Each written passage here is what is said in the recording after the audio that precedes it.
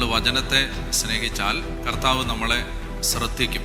ദൈവവചനത്തെ സ്നേഹിച്ചാൽ കർത്താവ് നമ്മളെ വളരെ പ്രത്യേകമായി ശ്രദ്ധിക്കുകയും പ്രത്യേകമായ ഒരു വാത്സല്യം നമ്മളോട് ഉണ്ടായിരിക്കുകയും ചെയ്യും. മറ്റുള്ളവരോടില്ലാത്ത ഒരു സ്നേഹം നമ്മളോട് കർത്താവിനുണ്ടാവും.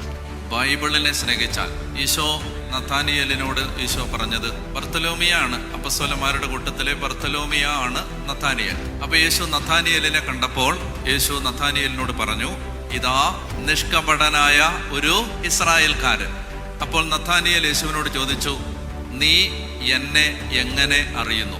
അപ്പോൾ യേശു അവനോട് മറുപടി പറഞ്ഞു, ഫിലിപ്പോസ് നിന്നെ വിളിക്കുന്നതിന് മുമ്പ് നീ അത്തിമരത്തിന്റെ ചുവട്ടിലായിരിക്കുമ്പോൾ നിന്നെ ഞാൻ ഓൾറെഡി കണ്ടതാണ് എന്നാണ് അതിൻ്റെ അർത്ഥം.